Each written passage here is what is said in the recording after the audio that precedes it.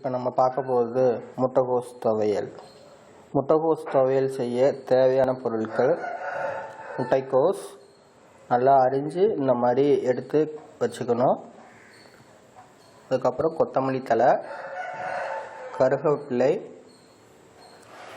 தேங்காய், பச்சை மிளகாய், வரமிளகாய், ஒரு 4 பச்சை மிளகாய் 2 வரமிளகாய் போட்டுங்க. காரத்துக்கு தகுந்த மாதிரி அது எண்ணிக்கையை நீங்கள் கூட்டிக்கலாம். எண்ணெய்,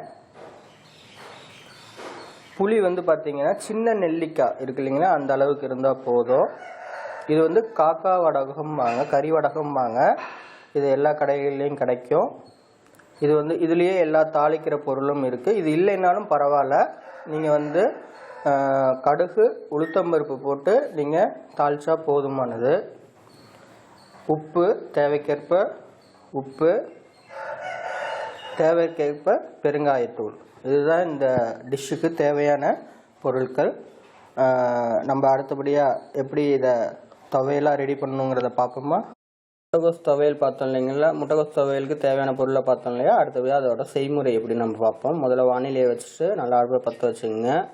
அதில் எண்ணெயை ரீஃபைண்ட் ஆயிலை ஆட் பண்ணிக்கோங்க. 2லேருந்து 3 டீஸ்பூன் ஆட் பண்ணால் போதும், தாளிக்கிறதுக்கு மட்டும்தான். அதில் நான் காக்கா வடகம் சொன்னேன் இல்லைங்களா, அதை நீங்கள் ஆட் பண்ணிக்கோங்க. அதாவது கறி வடகம்பாங்க. இது எல்லா பெரிய கடைகள்லையும் கிடைக்கும். அப்படி இது உங்களுக்கு கிடைக்கலங்கன்னா ஒன்றும் பெரிய விஷயம் இல்லைங்க. இதோட கொஞ்சம் நீங்கள் கடுகு உளுத்தம்பருப்பு தனியாக நீங்கள் ஆட் பண்ணிக்கிட்டால் போதும்.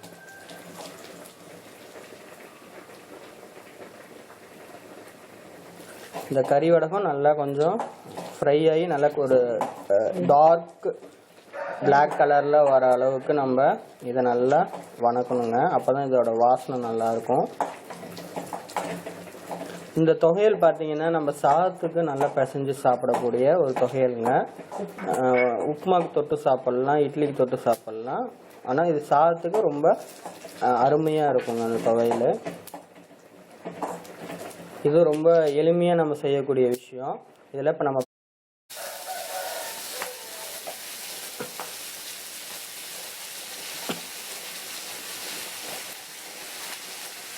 நல்லா நறுக்கி முட்டைக்கோஸை நீங்கள் இந்த அளவுக்கு பொடிசாக நறுக்கணும்னு கூட அவசியம் இல்லைங்க. ஓரளவுக்கு மீடியமாக நீங்கள் நறுக்கி வச்சுக்கிட்டாவே போதுமானது.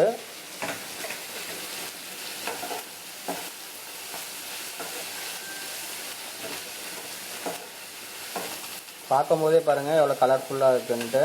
நல்லா வணக்கி இந்த செய்யக்கூடிய செய்முறை பார்த்திங்கன்னா ரொம்ப எளிமையானதாக இருக்குங்க.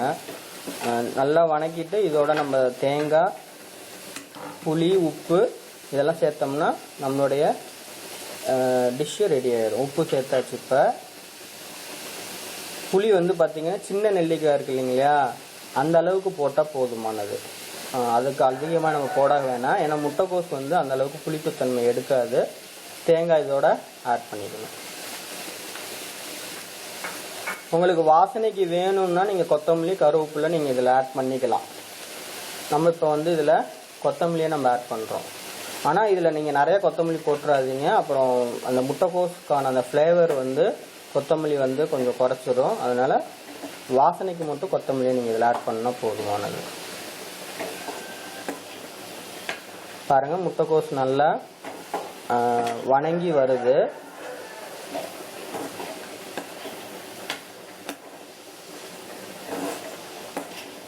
வாசனைங்க நல்லா வருதுங்க.